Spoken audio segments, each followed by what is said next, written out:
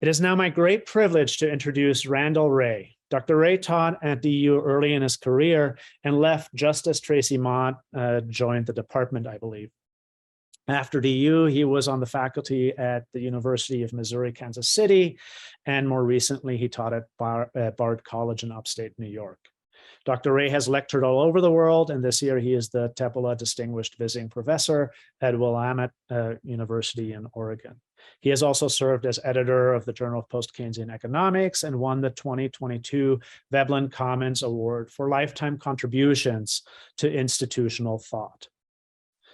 His recent books include A Great Leap Forward and the Handbook of Economic Stagnation, and he has a book very relevant to his talk forthcoming. And he is also the co-author of Macroeconomics with Mitchell and Watt, which is a textbook that we use in our introductory courses here at the University of Denver. Most relevantly to our proceedings today is he is widely recognized as one of the developers of modern monetary theory, or MMT, which is at the center of his talk, as you can see, on inflation. So we are truly honored and to welcome you as our opening speaker, Dr. Randy Wray.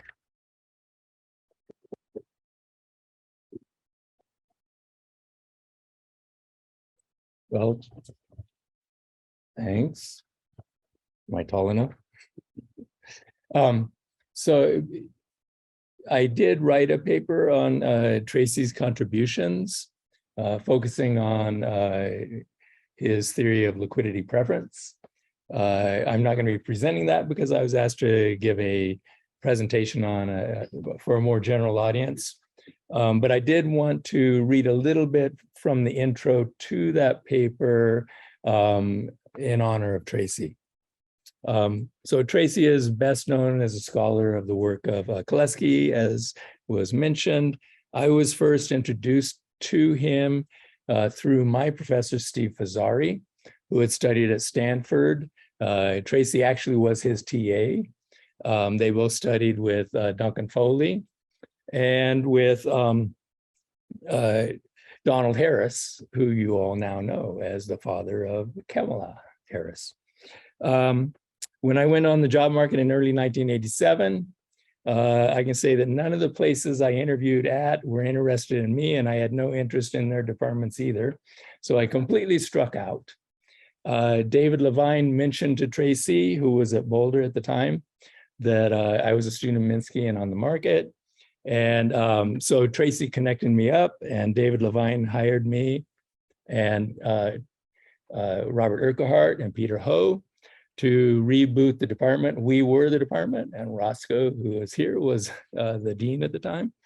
I got to know Tracy, and he immediately connected me up with local institutionalists, including Gladys Foster and Kenneth Boulding and Baldy Ranson and many others. And that got me involved in both of the institutionalist groups, AFID and AFE. A few years later, Tracy was going to be denied tenure at Boulder, and we were lucky enough to bring him here.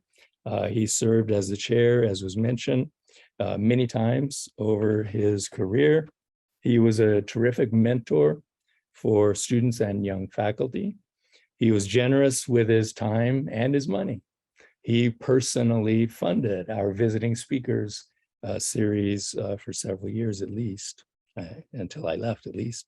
And for some reason, one time I was asked to observe his teaching. I don't know if it was when he was up for tenure, but anyway, I was really struck by how clear and precise his lectures were, and the notes he would write on the, not notes, sorry, full sentences on the blackboard in perfect cursive handwriting and perfect grammar.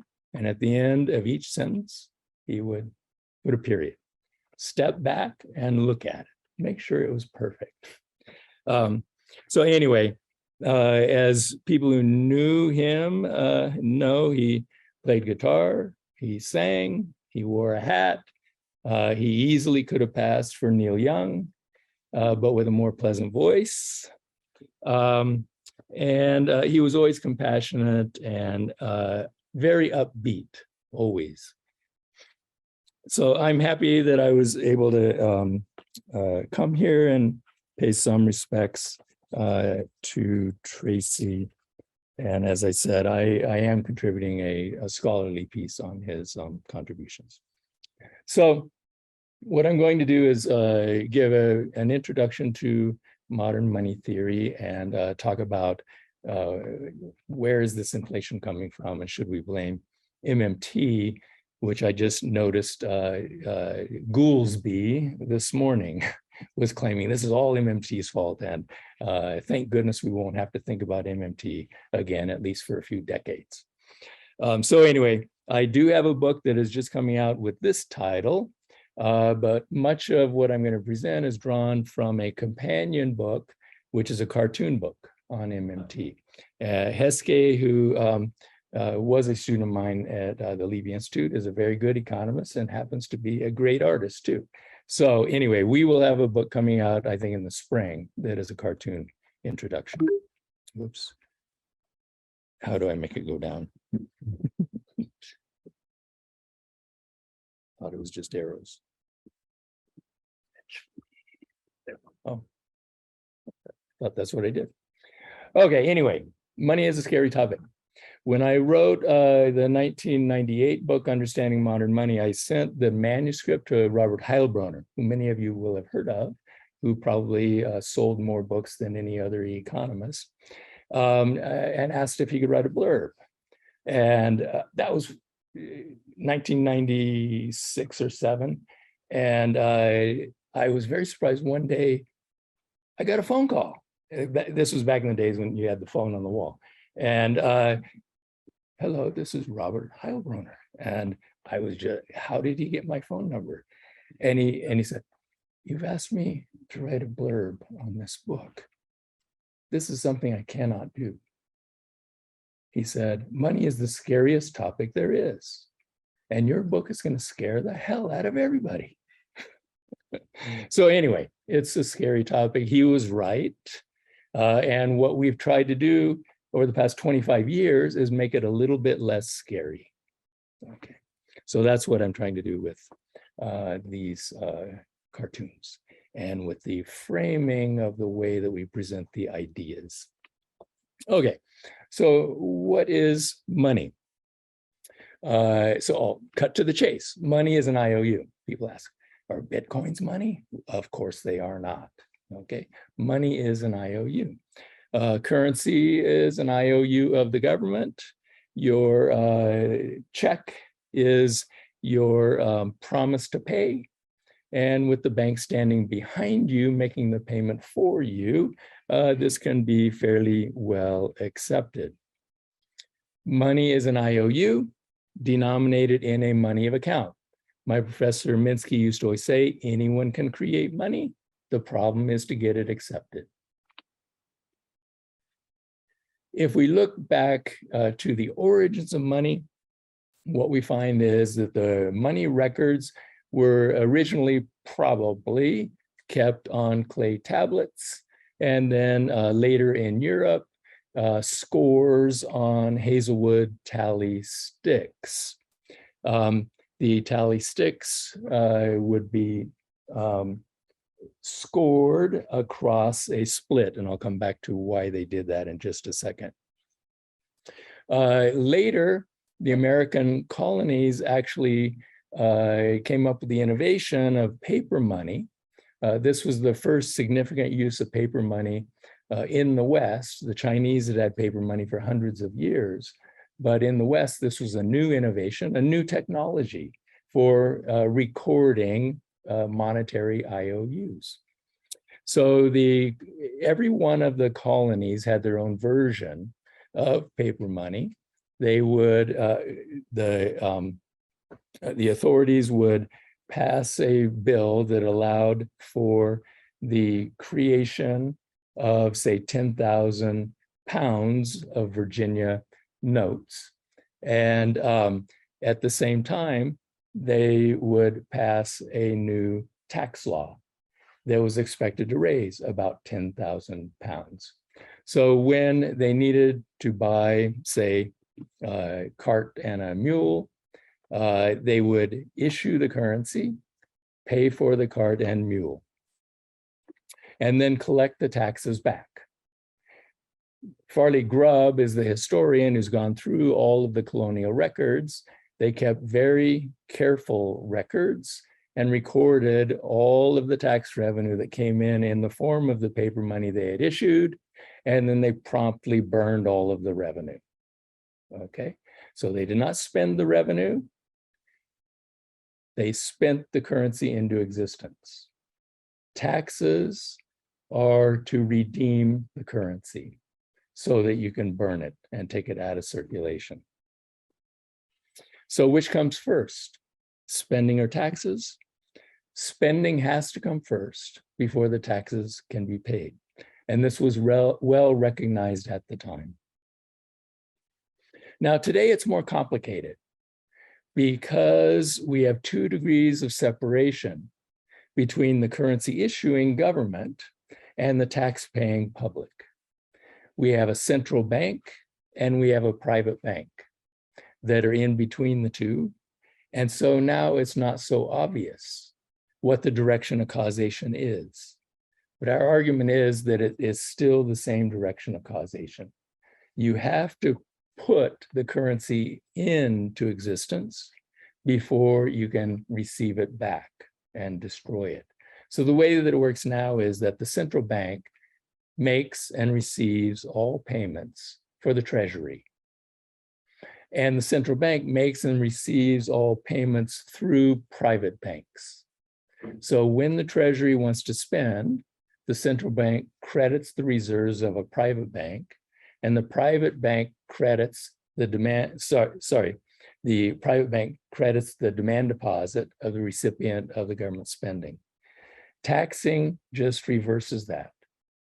When you write a check to the IRS, your bank debits your bank account, and the central bank debits the bank's reserves and credits the treasury's account at the central bank. So it's a bit more complicated, but the same logic still applies. You've got to spend or lend the reserves into existence before you can take them out through tax payments. Okay, asking where is the money going to come from when you're talking about the sovereign government is a lot like asking, where is the scorekeeper going to get another run? Now, Heskey did not know a lot about baseball. I asked her to do a baseball scoreboard. You will recognize that these are pretty high scores for baseball. But in any case, if the home team gets another home run, is the scorekeeper going to have to take a run away from the visitors in order to credit the home team? And the answer is obviously no. It's keystroked into existence.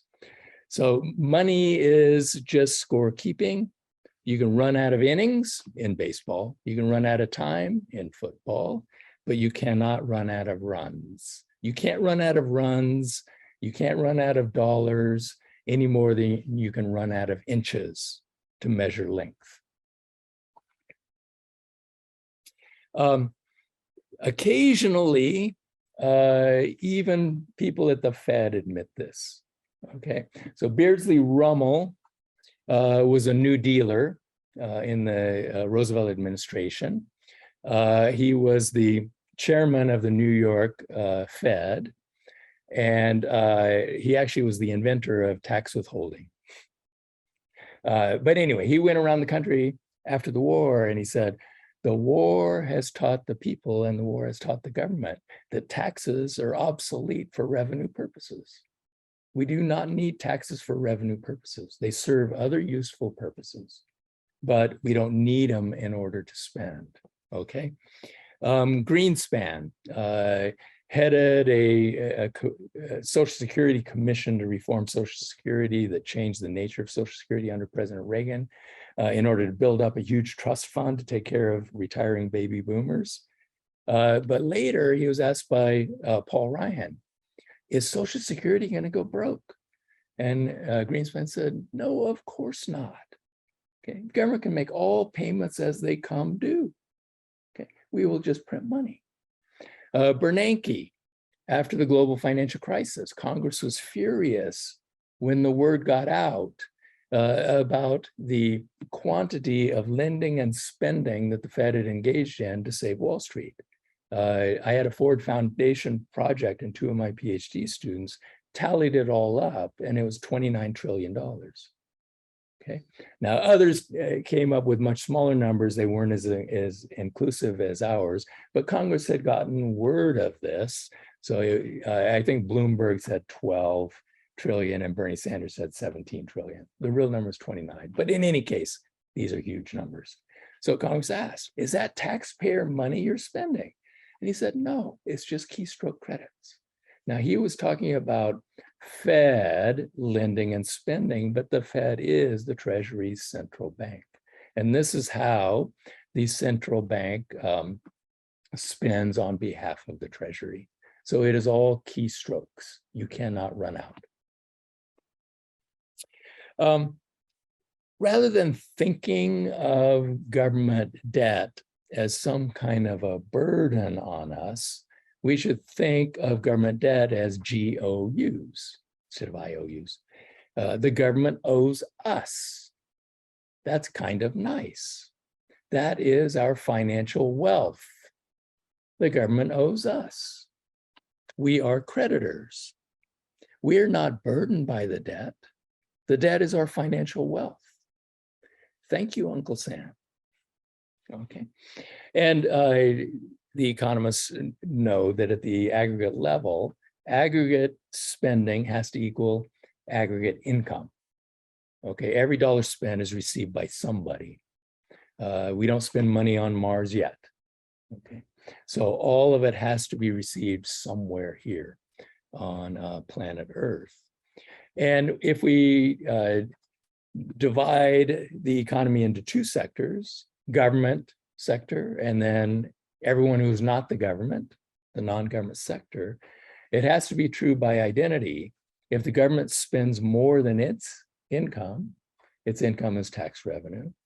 We call that a deficit, but it has to be exactly offset by our surplus. The non-government sector is receiving a surplus that by identity is equal to the government's deficit. Okay, so asking the government to balance its budget is also by identity saying that the non-government sector cannot run a surplus, cannot save, cannot accumulate financial assets. That's what it says by identity. And if you argued, no, the government should do even better than that, the government ought to run a surplus, then what you're saying is that we, all of us taken together, have to run a deficit. Okay. Here's President Clinton in 1999. The older people here remember when he went on TV. He said, we have finally run a budget surplus, and we're going to run a budget surplus for the next 15 years, and we're going to retire all the government debt. Then he got out his magic marker and continued the curve, showing that the government debt goes below zero, which means we owe the government. Okay, this was his projection.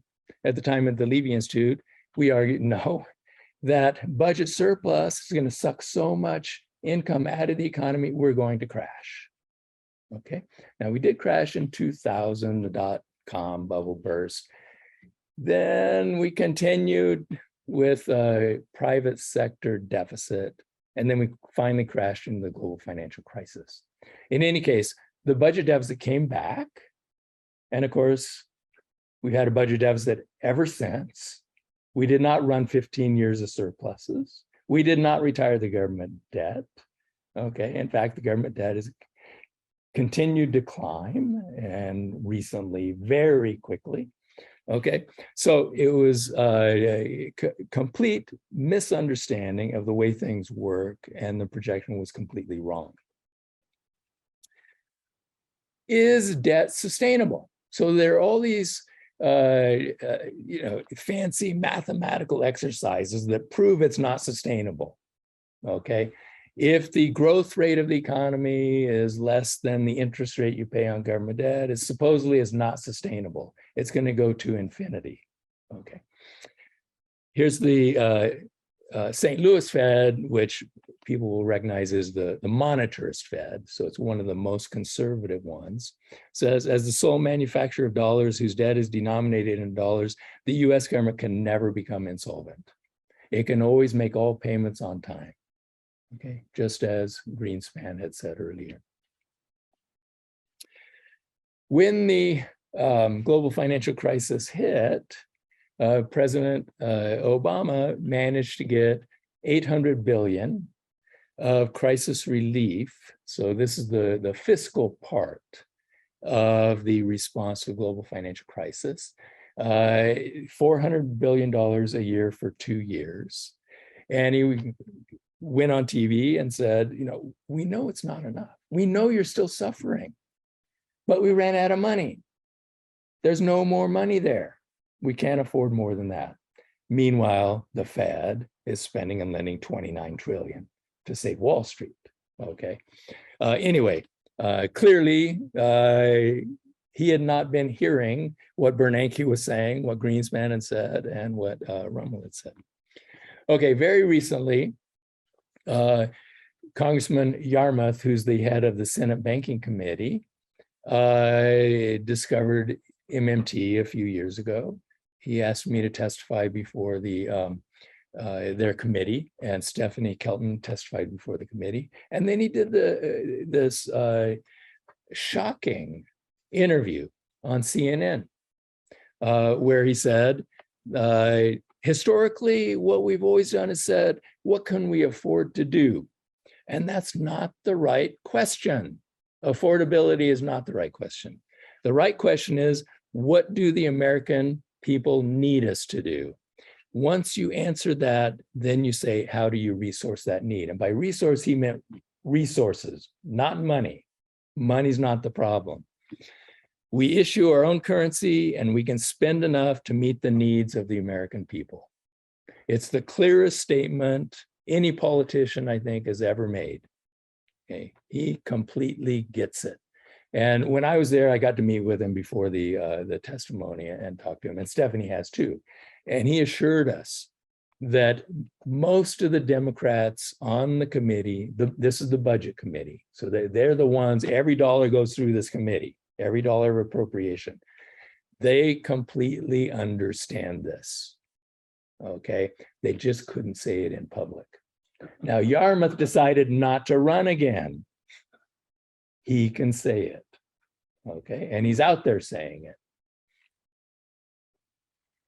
All right, let's get to the inflation issue. So didn't we try MMT?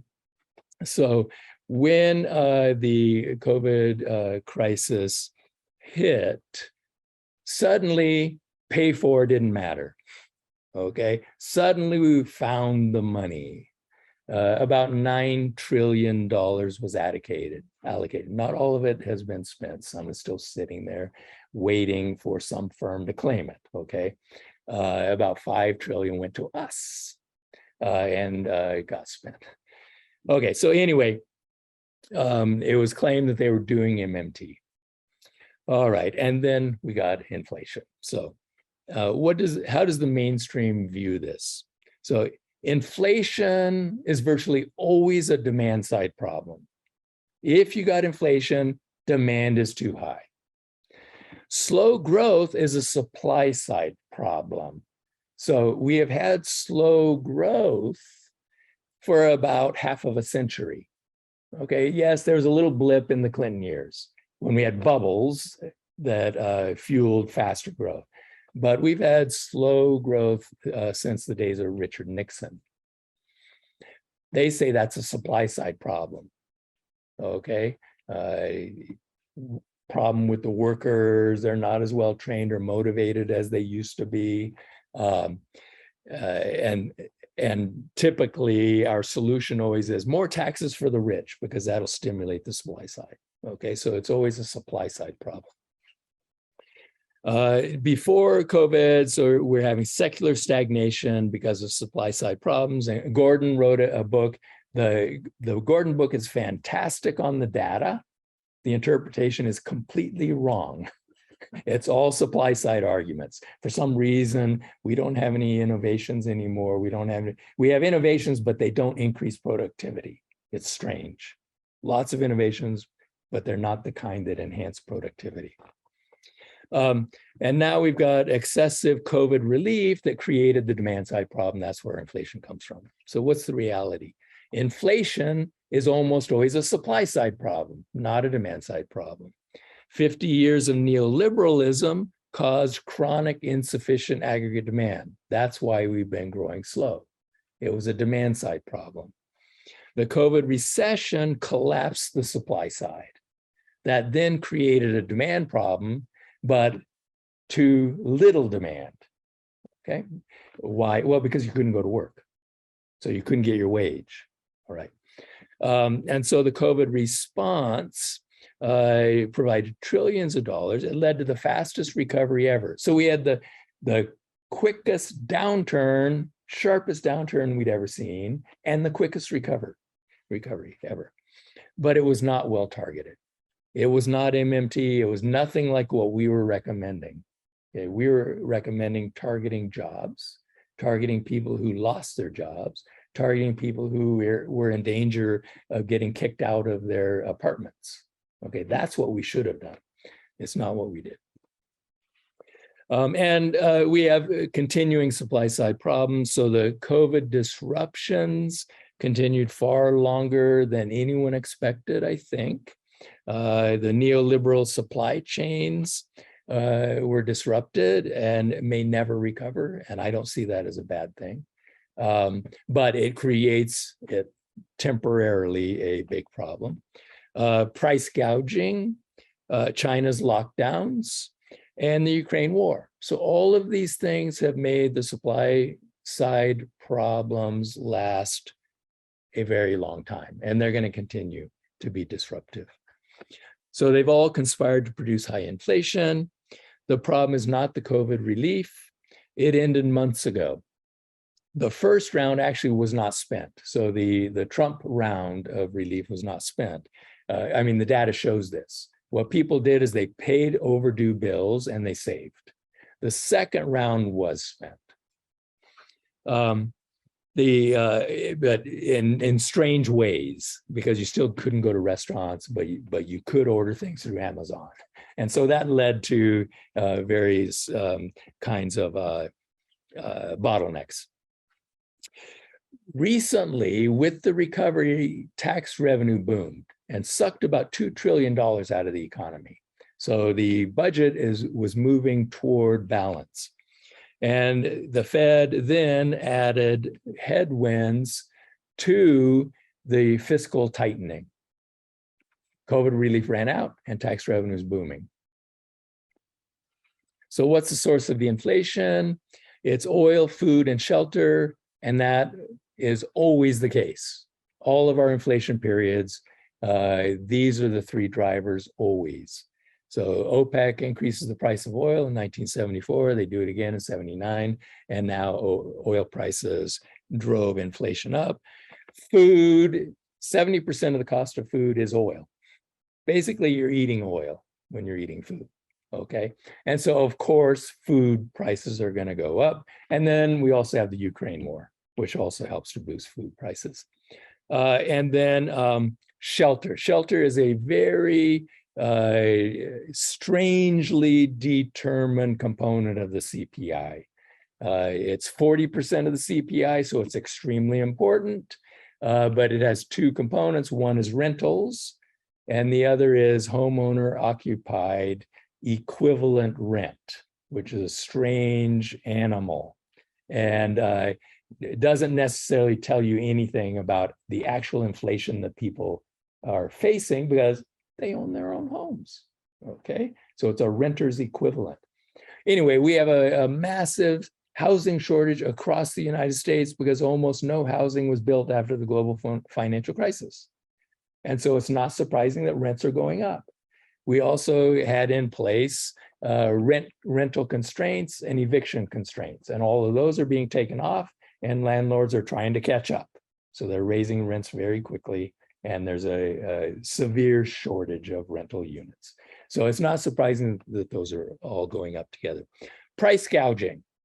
Okay, behind closed doors at the board meetings, the CEOs are all proudly saying, we're taking advantage of all of this and hiking prices as fast as we can. And they're proud of it.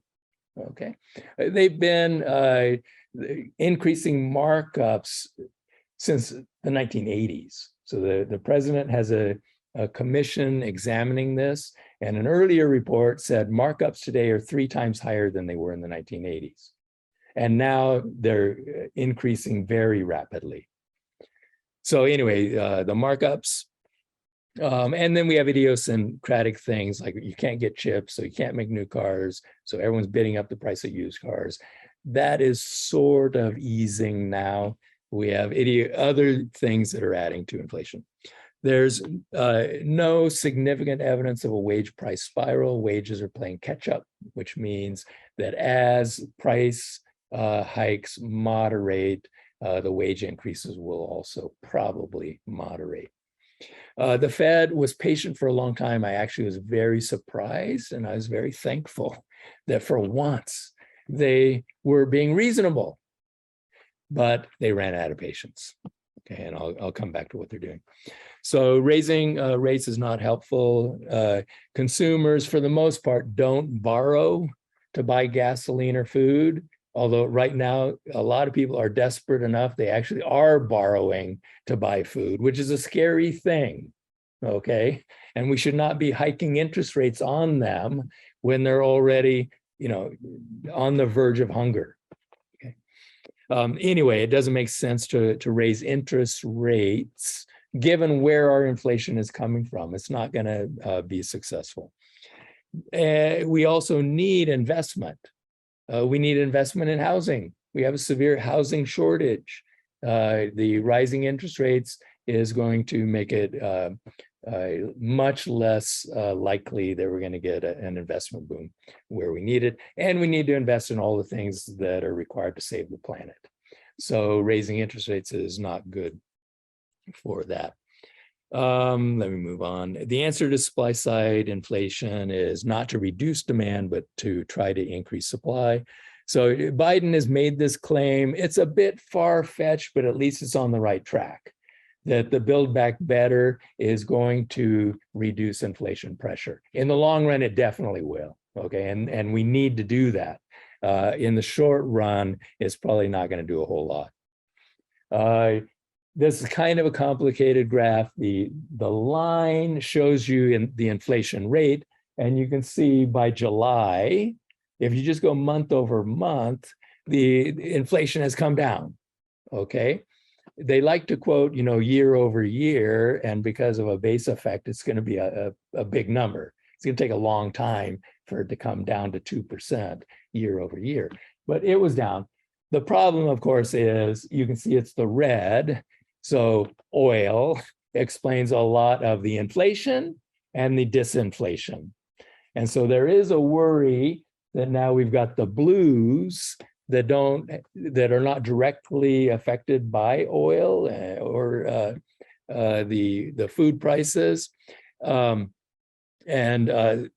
some people are saying the inflation is, it's becoming entrenched in the economy. There's some truth in that. But if you look at them more carefully, again, it's shelter, okay? And it doesn't make sense to raise interest rates to fight the imputed shelter component. And in food, well, if oil prices come down, food inflation eventually is going to moderate. We've got a problem with Ukraine, I realize. So there will be some inflationary impact from that could continue.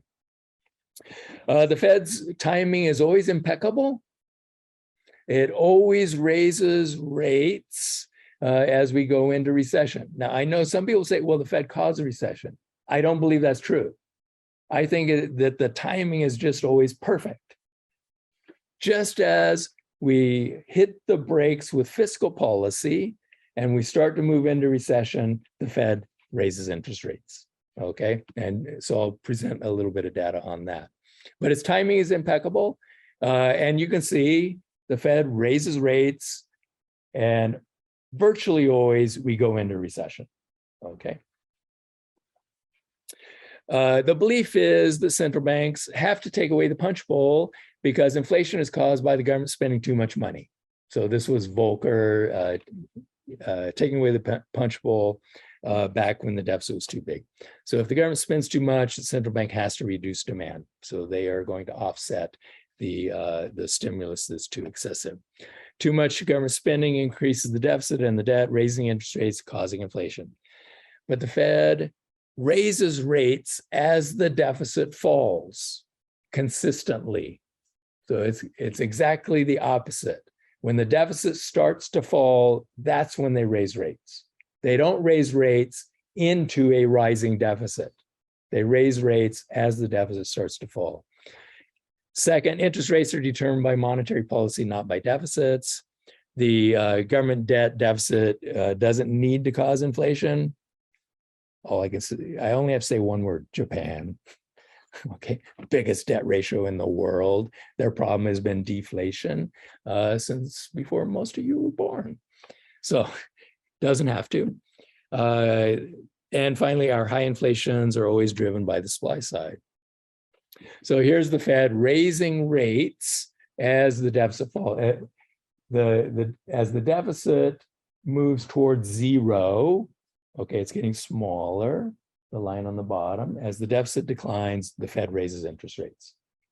So they are not raising them as the deficit increases. They raise them as the deficit is declining. As we are already heading into a recession, that's when they raise rates. So they add to the headwinds. I had more graphs, but I took them out because we weren't going to be able to get through all of them. So anyway, what you see here is consistent with what I was arguing before. We have chronic insufficient aggregate demand. Even at our business cycle peaks, we don't come close to capacity utilization rates that used to be common.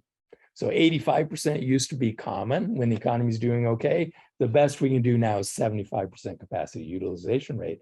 And that's with low levels of investment. Okay, what could we possibly have done if demand had been high enough to induce lots of investment? Okay, we would have been increasing capacity. Remember stagflation? Some of you do. Inflation spiked in the early and late 70s. Back then, Dimitri and I wrote on this in 1994. It was caused by oil, food, and shelter, just like today. It was fought by austerity, just like today. Both monetary and fiscal policy, just like today. It generated stagflation, high unemployment and high inflation. Clearly, it was not a problem of excess demand. Volcker is given credit. He is Powell's hero. He hiked rates above 20%, led to a deep recession, a deep financial crisis, wiped out most of the savings and loans.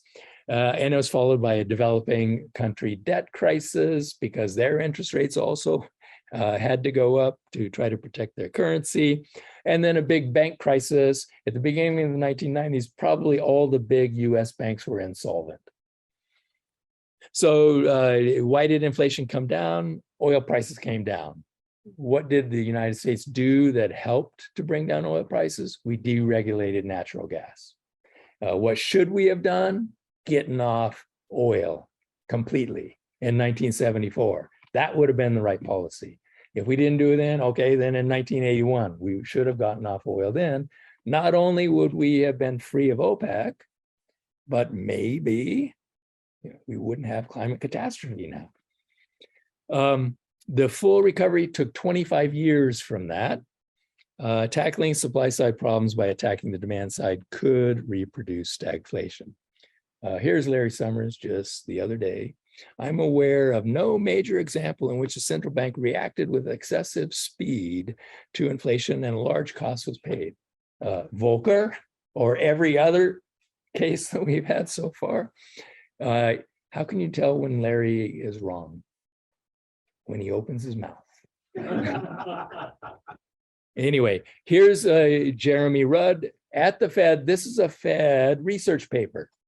He starts off, nobody thinks clearly, no matter what they pretend. Even the goofiest opinion seems wonderfully clear, sane, and self-evident. He examines the foundations of orthodoxy that he says everyone knows to be true that are actually errant nonsense.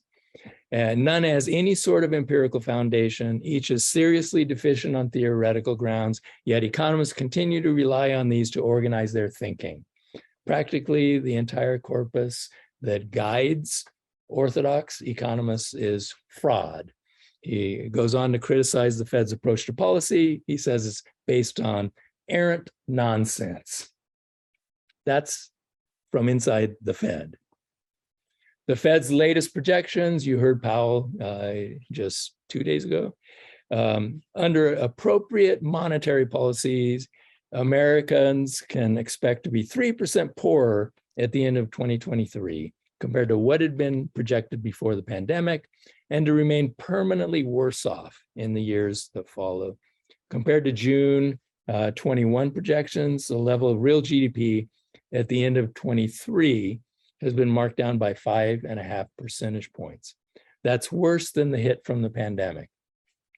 Policymakers now expect the jobless rate to rise sharply from 3.5 to at least 4.4. I personally think it's going to be more than that if they continue on the track that they're on. While Powell denied that anyone at the Fed wants workers to lose their jobs, he's clear that we need to have a sharp slowdown in growth and that Fed officials will accept a lot of economic pain. I kind of think the Fed officials aren't going to be suffering the pain. The idea is that all of you will. Let me conclude. The world faces unprecedented and immediate challenges. Human survival is threatened. We have an array of pandemics: climate, viral, inequality, refugee, and anti-democratic movements in many countries around the world, including this one. Coordinated and concerted effort by the richest nations is required. They're the source of most production. They're the source of most of the pollution, and they can afford to tackle the problems. The age of austerity has to end. We can learn from the experience of war when government absorbs up to 50% of GDP. So Yeva and I have pieces at the Levy Institute that go through how did we tackle World War II, and for the first time ever, manage a huge war with very low inflation. We peaked at 10%. Our worst year was 10%. How did we do that? Move 50% of all of our production to war. The Green New Deal, Bernie style, is only about 5% of GDP. Okay, we should be able to do that following what we did last time. So tackling the pandemics comes down to mobilizing unemployed resources, shifting the ones that are already employed, and creating new ones.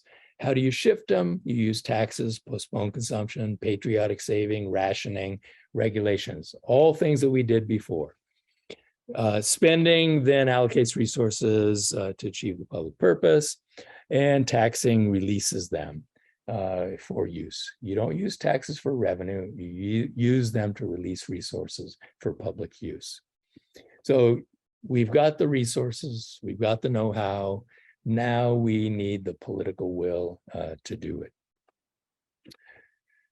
Lessons from the COVID response. Now, the COVID response was not the MMT recommendation, but what it proved is that we don't need any change of procedures.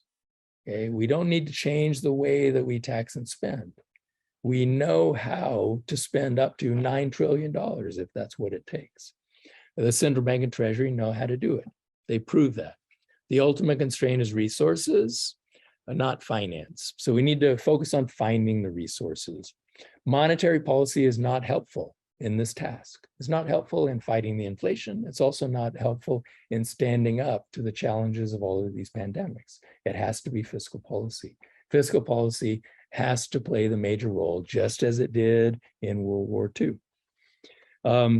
Inflation can be avoided by focusing on mobilizing resources.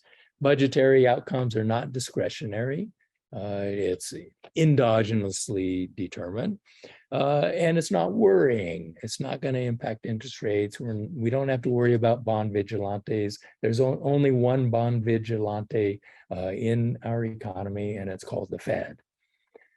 Raising interest rates is counterproductive and could generate financial crisis and reproduce stagflation. So I will stop with that. Thanks.